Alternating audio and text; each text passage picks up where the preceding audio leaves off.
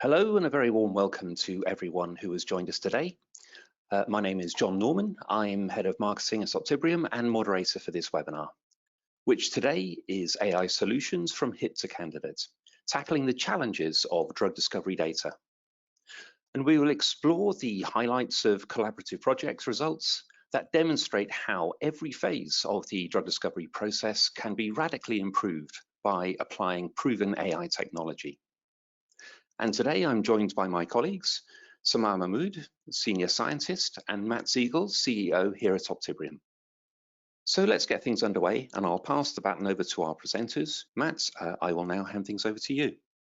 Thank you very much, John, for your introduction, and welcome to everyone out there in our audience today. It's a great pleasure to welcome you to today's webinar. My name is Matt Segall. I'm the CEO here at Optibrium, and I'm delighted to be joined by my colleague, Samar Mahmoud.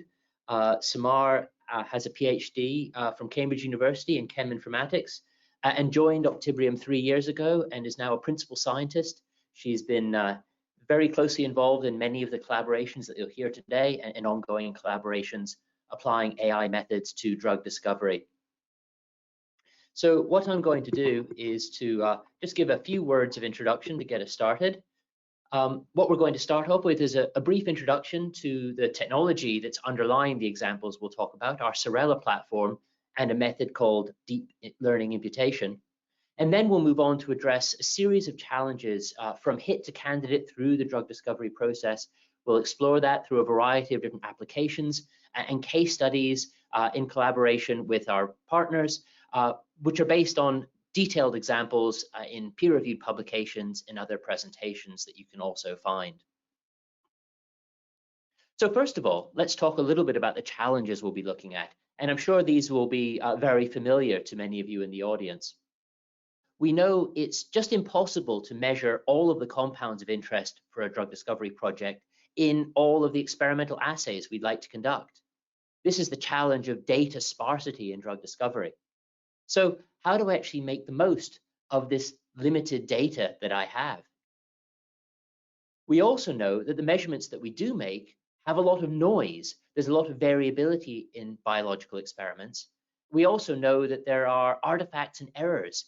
And how do we avoid being led astray? For example, false negatives that can lead us to miss valuable opportunities, or false positives that we can waste a lot of time and effort pursuing, only to find out that the hypothesis was based on faulty data to begin with. Given the limitations in our ability to conduct experiments, what are the most valuable experiments to run? And what data, if I generate it, will actually give us the most information on which we can make decisions in the context of our project? And again, given the limited amount of data and the noise in that data, how can I actually make better predictions for new compound designs and choose the best ones for synthesis and testing? So the platform that helps us to address this is our Sorella platform that helps to guide drug discovery using a method called deep learning imputation. So what does Sorella do? Well, first of all, it connects directly with your data sources. It automatically brings in the latest data and updates that as new data become available, and it populates this sort of sparse matrix of data. So here we've got sort of compounds down the vertical axis and experiments across the top. And here we've got this sort of sparse matrix where the green squares represent the measurements that have actually been made. And of course, most of this is actually white space. It's missing data that has not yet been made. In a typical sort of big pharma company, less than 1% of the possible measurements have actually been made in practice. Sorella applies a method called Alchemite that we'll talk about in a moment, which is ideally suited for this sparse and noisy data for deep learning imputation. And with proven successes, we'll show you in a wide range of different drug discovery applications. It uses this to build models and update those models as new data become available so that you're always working with results based on the latest information. With Alchemite, we can fill in these blanks with high quality predictions, shown here by these purple squares. But now we've got a new challenge. If we might have millions of compounds by maybe tens of thousands of experimental assays, that's not too bad if only 1% of that data has been measured.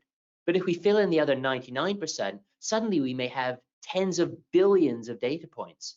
This is what we describe as the massive matrix challenge, and we're here in the realm of true big data. And so Sorella scales to manage these large data sets and make it very easy to identify and surface valuable conclusions and valuable compounds.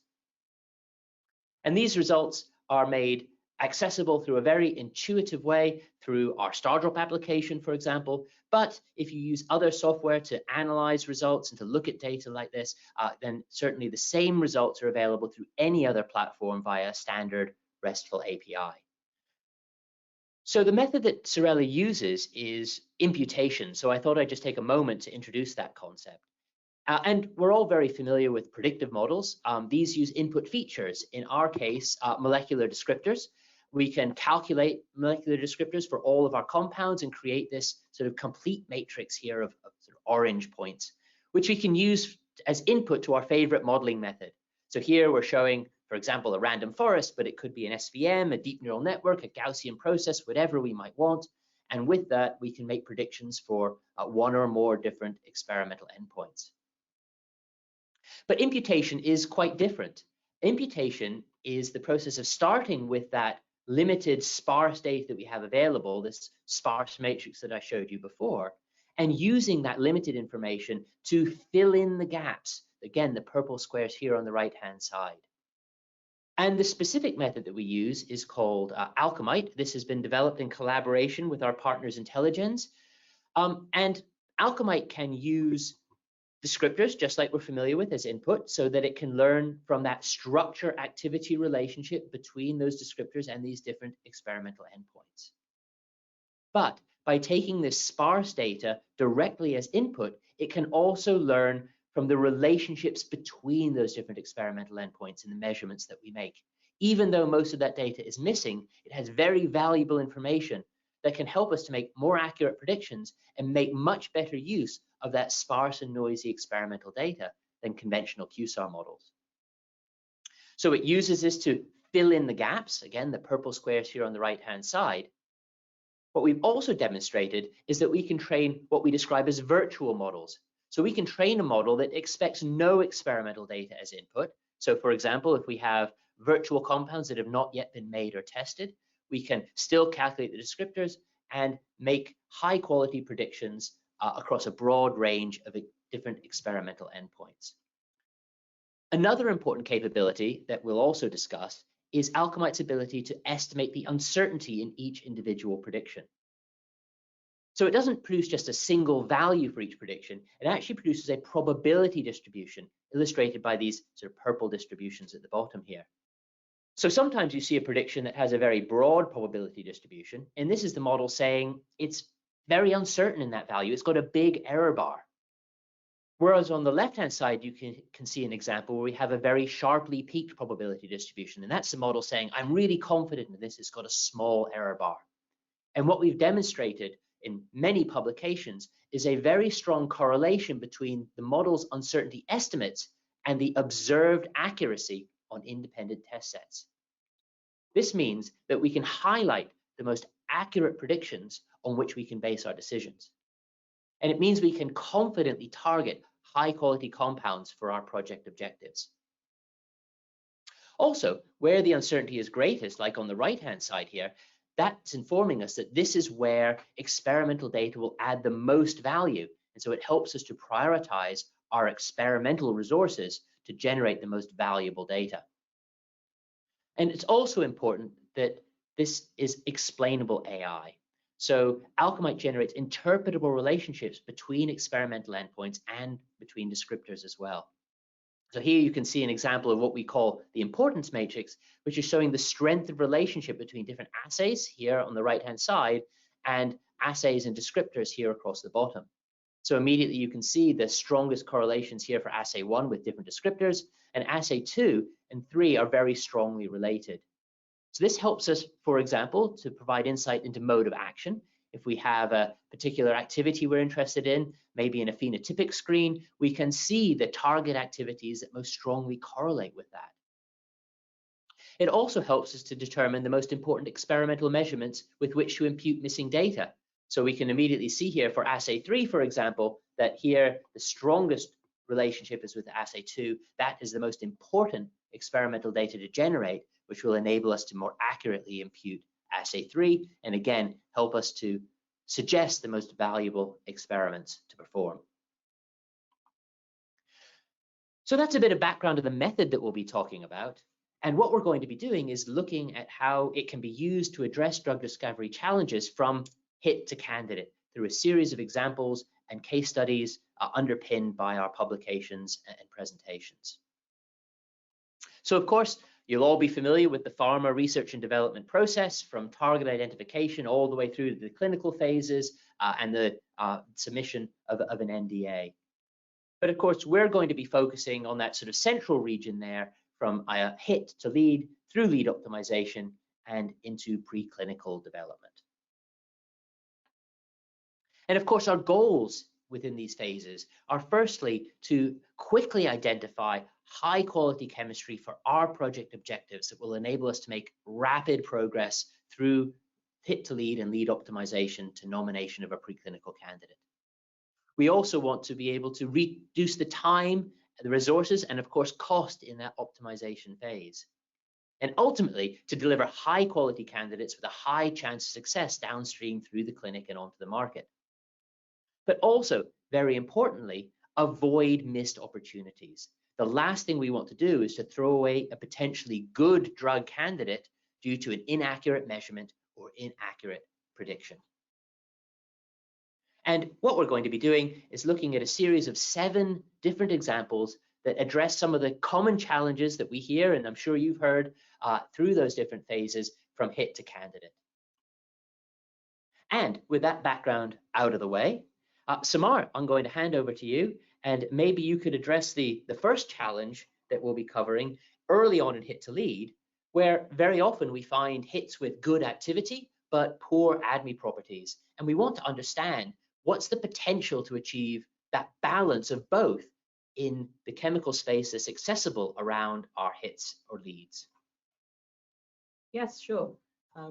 So as we are familiar that one of the core challenges in early drug discovery is what we call the multi-parameter optimization. In other words, is it possible to identify chemistries with the desired and optimal balance of properties? So for example, we can imagine a scenario where a hit or a lead is identified in a high throughput screen where the activity, the desired activities is achieved. However, the question becomes whether these compounds achieve the desired balance of properties, including but not limited to solubility, metabolic stability, absorption, and safety. So therefore, it would be desirable if we can identify a situation where such a balance is not attainable and it's not possible within our accessible chemical space. So in this case, we could save or relocate the resources. However, we would only proceed in cases where we are confident about finding the balanced setup of desired properties to avoid missed opportunities. And so Sorella can help to address this problem. So what we can do is that we would use historical data that contain information and measurements from the target activities and the different ADME properties or other properties that we are interested in. We would build an Alchemite virtual model, and then we would apply that Alchemite virtual model on a set of virtual compounds where the model would take the descriptors only as input in this case. As an outcome from the model, we would generate the predicted values of the activities and the properties of interest, as well as the estimated uncertainty for each of these predictions. And then in combination with the probabilistic scoring in StarDrop, we can generate a probability scoring with which we could rank these compounds based on their likelihood to meet our desired criteria. So an interesting example to illustrate this is a collaboration that we had with the University of Dundee. And the goal of this project is to generate models to guide the optimization of an anti-TB compound. So what we've done is that we build global models using a data set of 300,000 compounds and 500 experimental endpoints covering activities across multiple therapeutic areas and ADME properties. And the key challenge in this project is achieving the balance of activity with hepatocyte stability and solubility. And so what we've done, we've built an Alchemite virtual model using this data set, and we've used it to explore a large virtual library enumerated around the series score. And as what we found, as we illustrate here in the right, as scatter plot, the predicted values for both activities against TB versus the metabolic stability captured in the hepatocyte clearance. The dashed lines represent the threshold for the desired criteria. So what we see is that the virtual model was able to identify highly active compounds, which is represented in the dots in the left, as well as compounds with low clearance, which are represented by the data points in the bottom.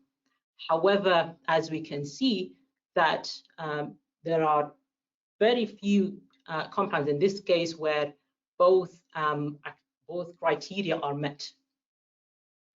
And even though when we focus on the most confident 50% of the results, the models are still confidently predicting highly active compounds and compounds with and highly stable compounds, but yet we can't find compounds that meet those two criteria simultaneously. We've also explored the relationship between achieving high activity and high solubility, and we are seeing similar patterns even with the most confident predictions. So if you're interested in to learn more about this example, you can refer to our webinar where we show that in this case, it's unlikely that the chemical series will yield compounds that have high activity and simultaneously achieve a good metabolic stability and solubility. Therefore, it's advisable in this case to allocate resources to other avenues of investigation. So now we've seen that how Sorella can be used to explore a virtual library. But Matt, could you show us how we can rigorously explore the chemical space in the search of novel compounds? Thanks, Samar. Absolutely. So we've been looking at this case, a virtual library of compounds enumerated by the chemists in the project. But sometimes we want to sort of explore the chemistry in a very broad and rigorous way around our hits. And what we're trying to do in that scenario is to know whether there's a potential to find compounds with good activity and ADMET properties, really to assess the potential for optimization and hit to lead and lead optimization. And increasingly commonly, generative chemistry methods are being used as a way to very rigorously explore related compounds and optimization strategies around a hit, lead, or series. So generative chemistry methods will automatically generate new chemical structures and propose those that are relevant for the optimization around a particular compound or series. But of course, whatever generative method that you use, they rely on accurate predictions from virtual models to assess those compounds and determine whether they're likely to be of interest in terms of their activities and properties.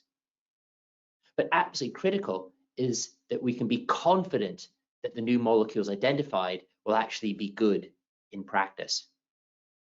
So how can Sorella help with this? Well, as we've talked about already, we can build models across a broad range of activities and ADMET properties, be based on your existing data or indeed data from the public domain. But as we've talked about before, each prediction is made with a rigorous estimate of its uncertainty. What this means is that you can determine when you can rely on the predicted value.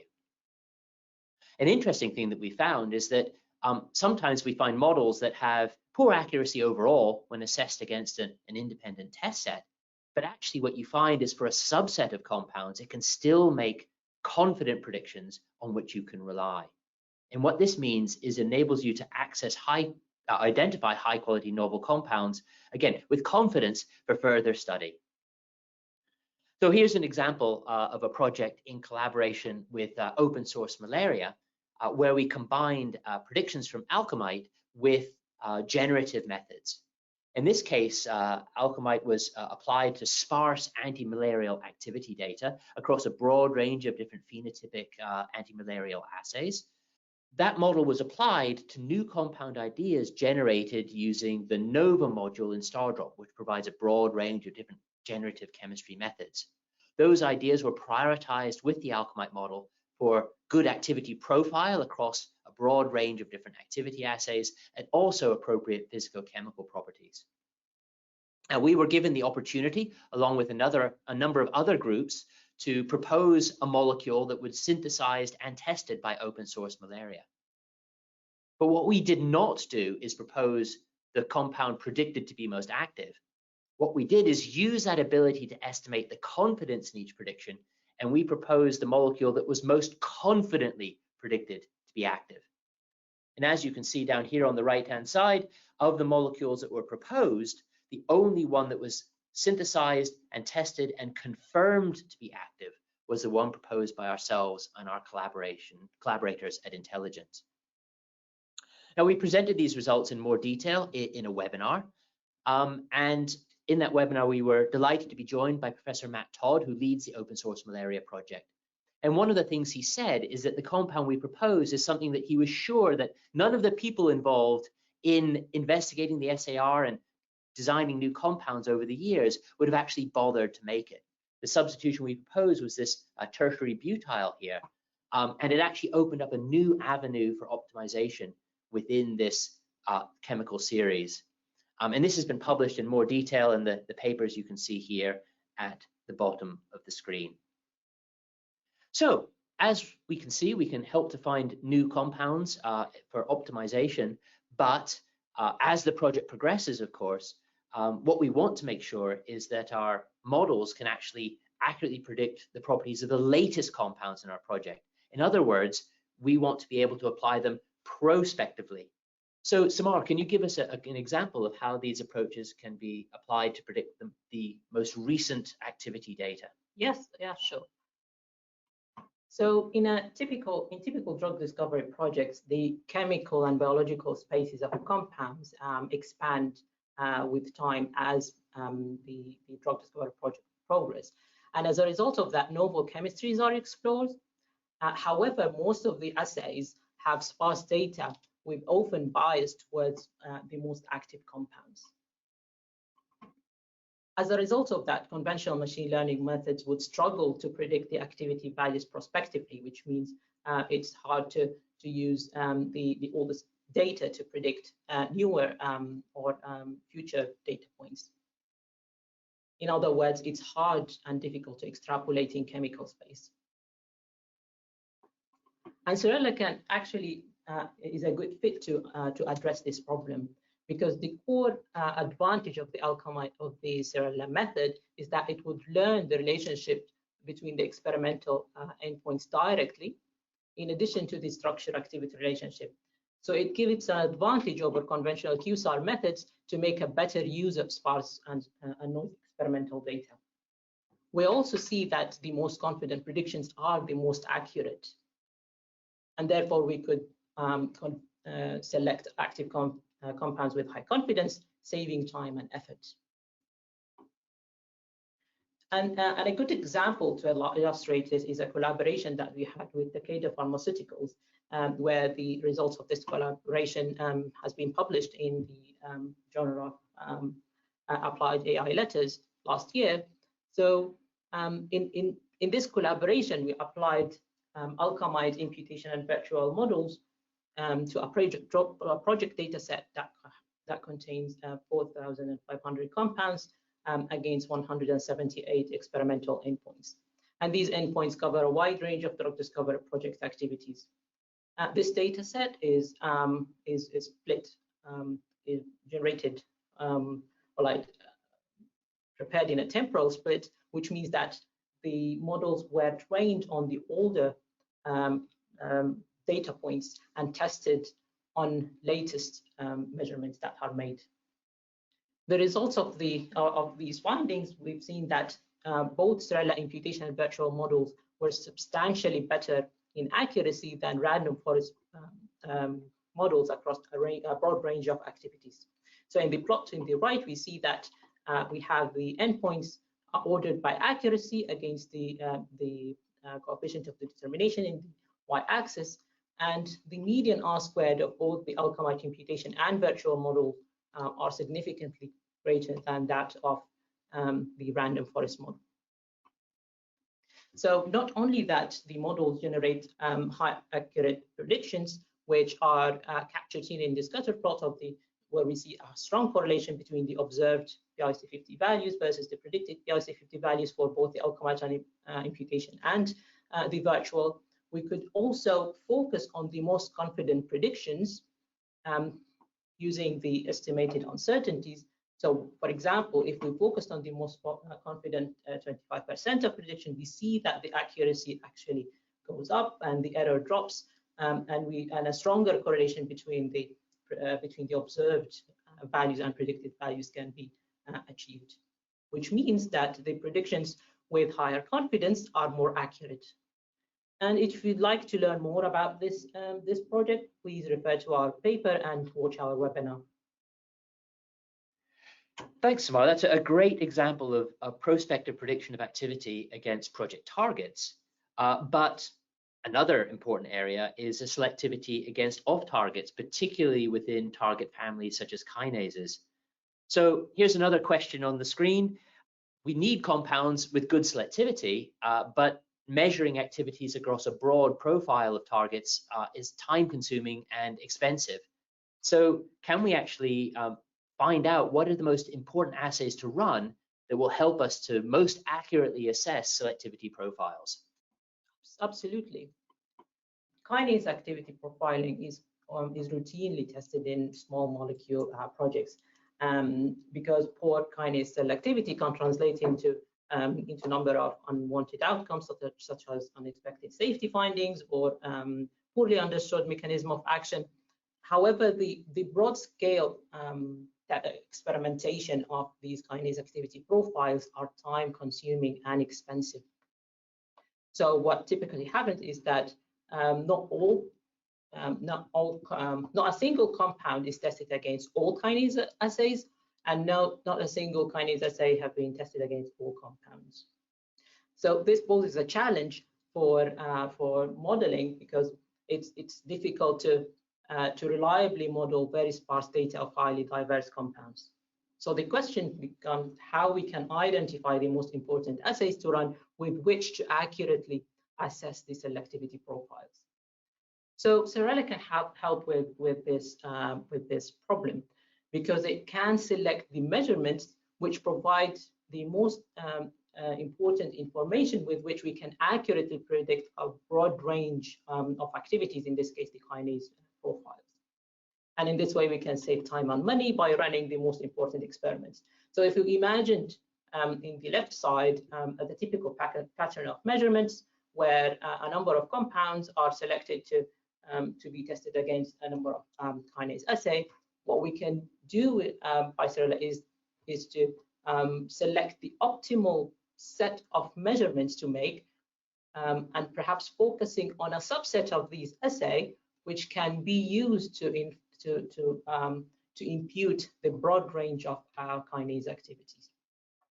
So to illustrate this further, I'm going to describe a collaboration that we had with Genentech, where Alchemite models and a number of other models were applied to a data set of over 11,000 compounds captured in IC50 and percent inhibition data.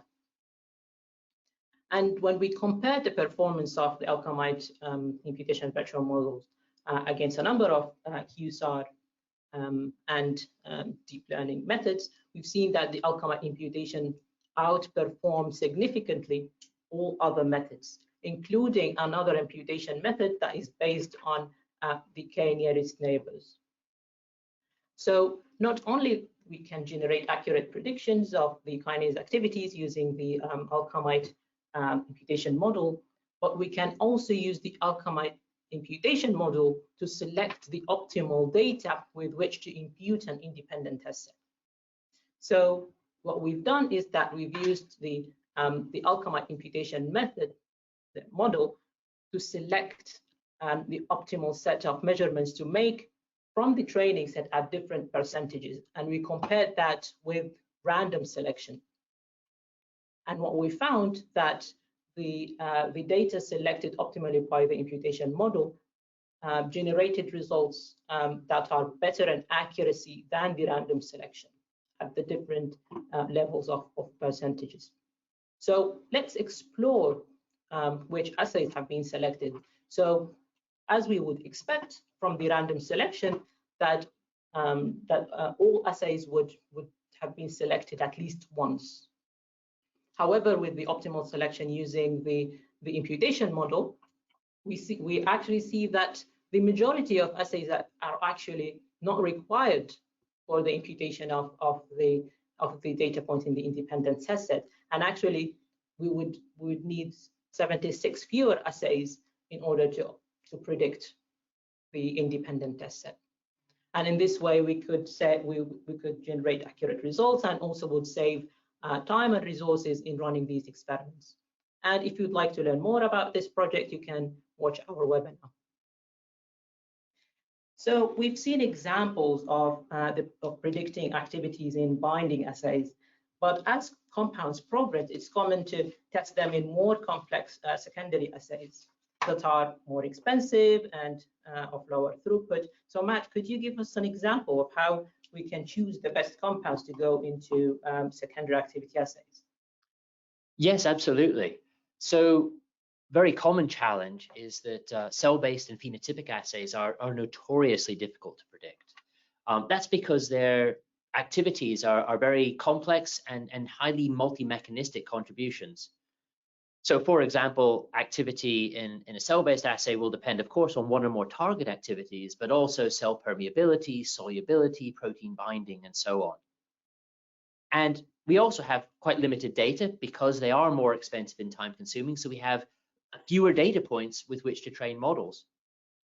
And because of this, conventional QSAR models really do struggle to accurately predict these secondary assays. And that means that they're really not very helpful for the selection of compounds to progress.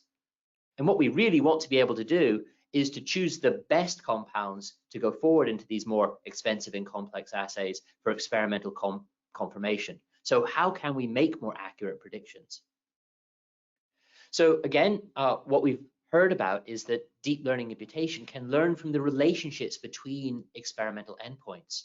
So for example, if there is a correlation between some target activities, permeability, solubility, protein binding, and so on, these early properties that we measure, those relationships and correlations can be used to more accurately predict these complex secondary assays, even though that data is very sparse. And one example of this was in collaboration with Constellation Pharmaceuticals, where we modeled a data set of just over 1,000 compounds split across a couple of different projects. Project A and B is shown here with a range of different target activities, cell-based activities, as well as common sort of admin and physicochemical properties.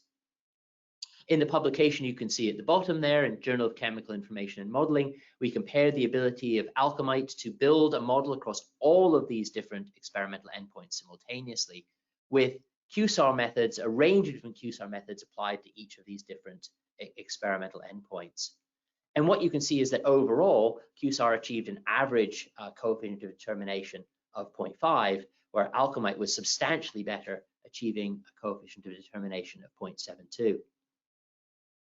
The greatest improvement was found in the activity endpoints. But if I highlight here these two different cell-based assays, what you can see is a really enormous improvement over conventional QSAR methods, particularly the one here on the right-hand side. If we look at the prediction from the best QSAR method applied on the independent test set, the R-squared value here was negative.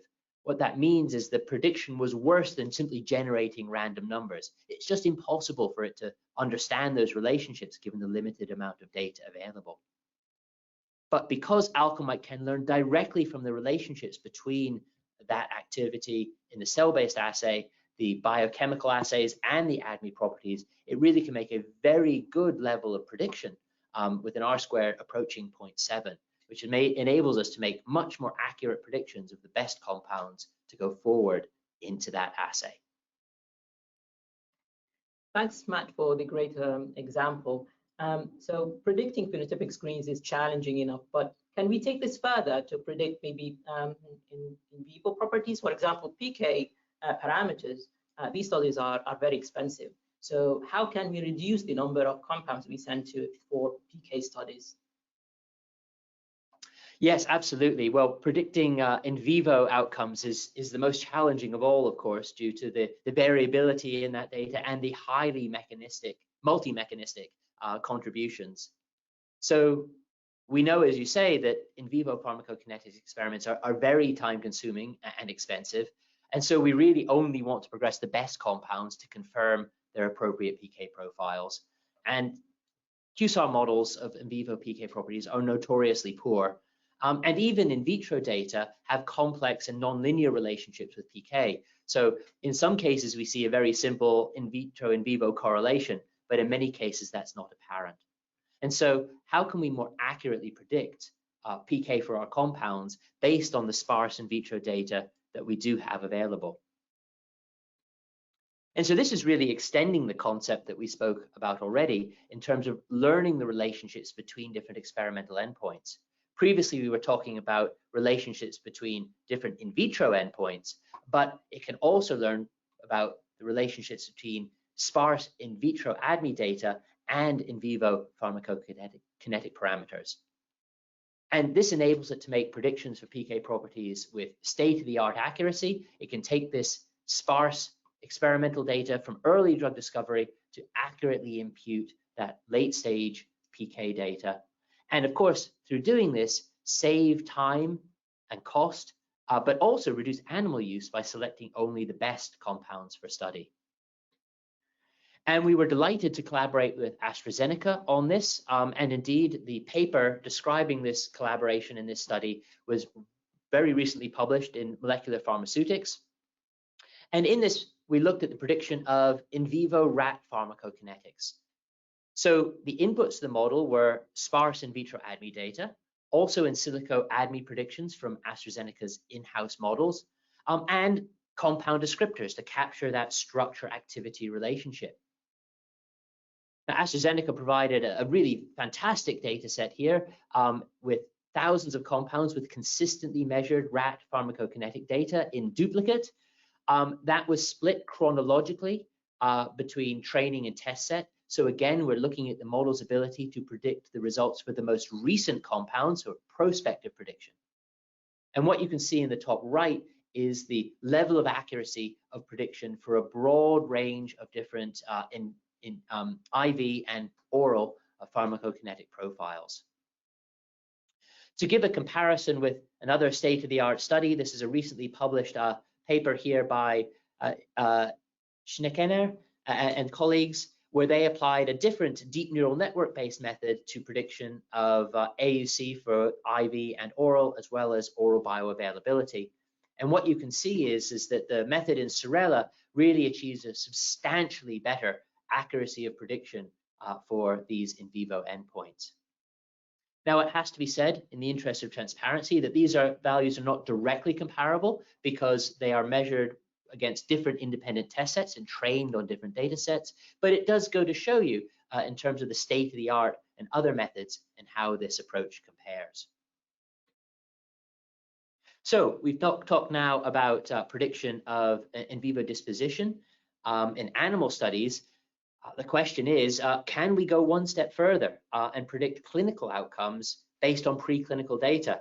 So for example, safety. We're really excited about the opportunity to explore this in terms of predicting clinical safety issues based on preclinical data. So Samar, maybe you can just tell us a little bit about how we'd approach this challenge. Yeah, predicting clinical safety is a very interesting application. And that's because the results of finding unexpected or unwanted side effects at clinical trials mean a late failure of the drug discovery project, and could also result in other unexpected outcomes, such as drug withdrawals post-marketing. And so we believe that the Sorella can have can be a good fit to solve this this problem because we see from previous previous successful example, how Sorella can predict complex endpoints using simpler endpoints as an input. So, for example, we've looked at how we can predict phenotypic assays using simple binding assays, and also in a recent example that Matt described, how we can predict in vivo PK parameters using in vitro data. So in a similar way, what we can do is predict safety endpoints in a multi-phased fashion, where we can base our model using both descriptors, in vitro data, and animal data. And so these data can be used as input for this hybrid model in order to fill in the gaps or to predict the safety endpoints with high accuracy. However, the target is not only to generate accurate predictions or to identify possibilities of unwanted effects, but we would also like to learn about the most relevant tests to inform the safety assessment, which, in other words, what are the most important inputs that are most informative to detect these unwanted side effects. So, for example, as Matt described in the setup of the importance matrix, we can look at the relevance importance of the different type of data towards predicting our output, in this case, the safety endpoints. So in some cases, the most informative data would be data from in vitro assays. In other cases, it could be a combination of descriptors and animal studies. So although we haven't applied this yet, but we would find that it's a great application that Sorella can help with. And if you're interested in this, please talk to us. Thank you very much, Samar. So yes, that's another potential extension of the methods we've been describing. And as Samar says, we'd love to find a great collaborator to work with on this, and really demonstrate this ability to move into prediction of sort of translational safety. So we've covered a lot of examples at quite a high level and very quickly, but hopefully you can see how Sorella can be applied across a broad sweep of the hit to lead optimization, and preclinical development phases of drug discovery. We've illustrated those with case studies and provided you with links to our peer-reviewed publications and other presentations so that you can drill down and find out more if you'd like to. But what we've shown is that we can proactively highlight high-quality compounds by filling in or imputing that sparse data. We can also help to increase the confidence in the decisions we're making, identifying hidden opportunities due to missing, uncertain, or incorrect data, and flag those outliers and false negatives for retesting to really confirm those results. We've also shown how the insights from these AI methods can be translated into planning of experiments to focus our time and attention on the most valuable measurements to make, and really make sure that we're getting the best return on that investment. And ultimately gain much more value from the compound data that we are generating, also helping to accurately predict complex endpoints that are intractable with QSAR. I can already see some questions coming in, so let's take a couple of moments to look at those. And maybe Samar, you can help with the first question here, which is what is the minimum amount of data to be able to have a good predictive model? Is it less than QSAR or other predictive models? So the amount of data is required can be variable dependent on the endpoint itself. So some simpler endpoints might need less data because they have a simpler structure-activity relationship. But however, another factor that would influence the amount of data required is the availability of relevant endpoints, so relevant experimental endpoints. So do we have, for example, activities or like multiple assays covering multiple activities that have some relationship between them, or if we have in vivo endpoints, how much data we know about the ADME for the tested compounds. But roughly speaking, we were able to generate really accurate models with a couple of hundreds, and we even needed, in some cases, much less, in the upper tens of number of data points in a single experiment or a single assay. Yeah, that's a really good point. It's because it's leveraging the correlations between experimental data, which typically have much more information than the relationships with these chemical descriptors. It enables us to extract a much stronger signal from less data. In fact, I actually have a backup slide that illustrates that. So if you excuse me for just a second, so this is where we actually compared the way in which the different modeling methods can make use of the limited data that's available. So here along the x-axis, what we have is a number of training data points. And here you can see on the y-axis is percentage of endpoints where we could build a model with an R² of greater than 0.6. And just for comparison, we're also showing greater than 0.5 and greater than 0.7.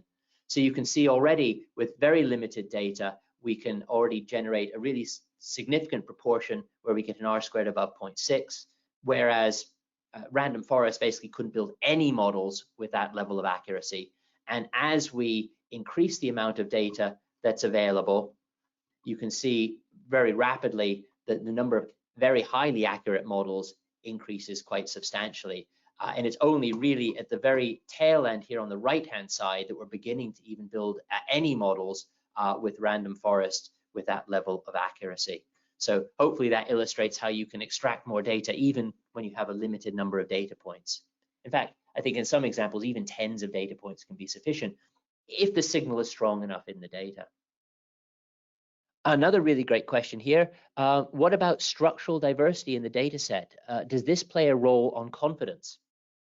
So maybe I could lead off with that one, which is yes, absolutely, because of course, as you extrapolate in chemical space, then your ability to make a confident prediction will go down, and hence the error bars will go up.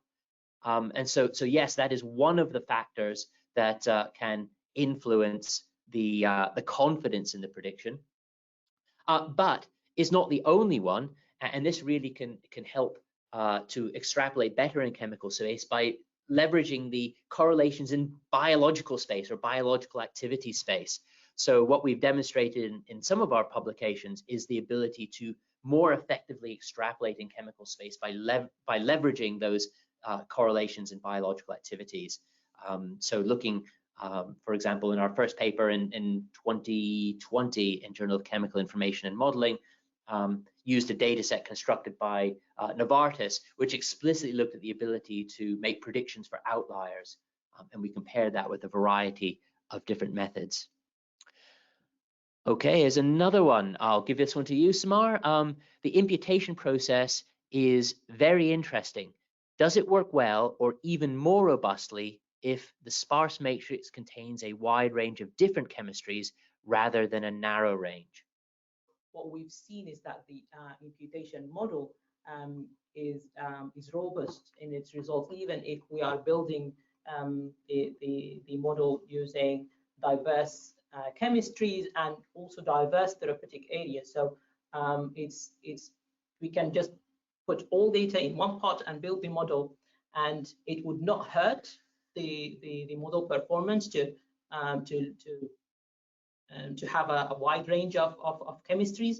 And we also see that, as Matt mentioned, that if we build the model on a given areas of the chemical space, we can also extrapolate and extend the prediction to other areas of the chemical space due to learning not only from the structure-activity relationship, but also from the relationships in the biological space and the property space.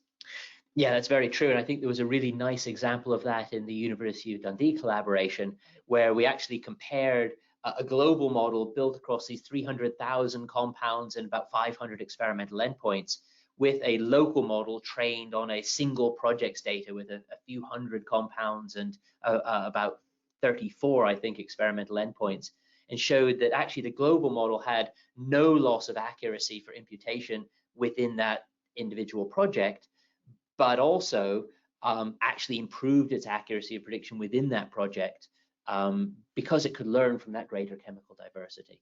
So yes, you get, in some senses, it's the best of both worlds. So in the Genentech example, you showed 65% imputation accuracy with Alchemite and lower values for the other method. How much better is 65% in progressing the program? For example, would 50% do just as well in the long run? Well, I think it's a question of the return on the investment.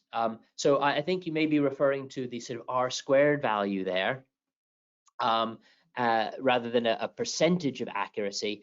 So clearly, the higher the R², the better the model's ability to distinguish across the range of different activities.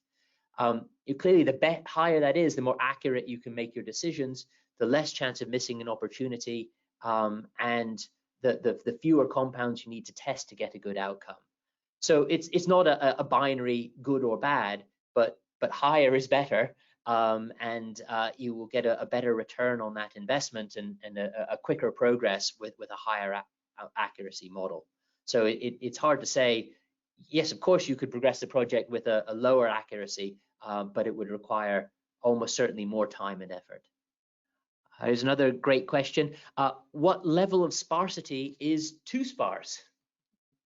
As Matt mentioned, we've worked on really, really sparse data, perhaps maybe less than 1% complete matrices, and we were still able to generate good, accurate predictions.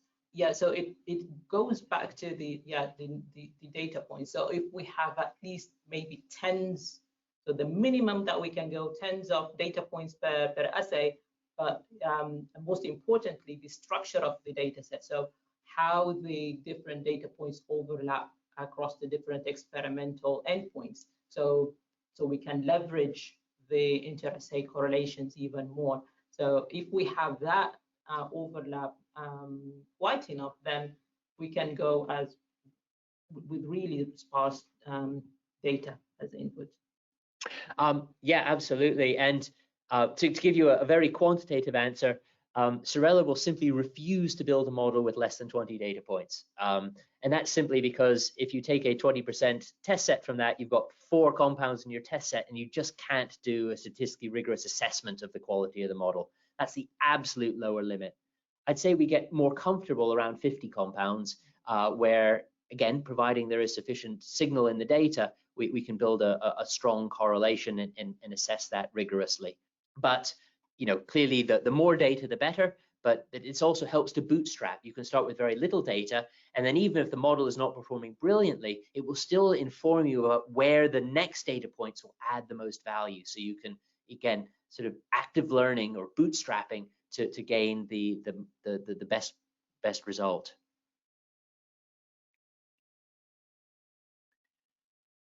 So a follow-up question here. In principle, you ideally need the same data quality in classical QSAR or less. Well, I mean, you can get away. Well, you certainly need sufficient data to build a model, but as we've shown in that example that I put on the screen a moment ago, you can typically gain a higher quality model with fewer data points. That is certainly the case, as we've demonstrated. Quality of data is important, but one of the very nice things about this deep learning imputation method, Alchemite, is that it is robust to noise within that data. That noise will be reflected in the error bars around the prediction, so you can see, is it giving sufficiently confident prediction, or do you need better data? So again, there's no binary yes or no, but again, typically we found the models to be much more robust and to learn more quickly than conventional QSAR methods. I would also add to that the Sorella or Alchemite methods overperform the QSAR not in the accuracy of predictions, but also in the quality of the estimated uncertainties and the confidence in the prediction. So it can make a better estimation of where are the accurate results where are better than QSAR methods. Yeah, absolutely. And this comes back to the point of not being misled, missing opportunities, or wasting time by relying on inaccurate predictions. Well, I am aware that that we've already outstayed our welcome, and thank you all very much for staying online so long. So I'm just going to wrap up, and apologies for any of you who we haven't addressed your question. We will follow up after the fact by email. Well, so thank you very much, and we look forward to seeing you at our next webinar.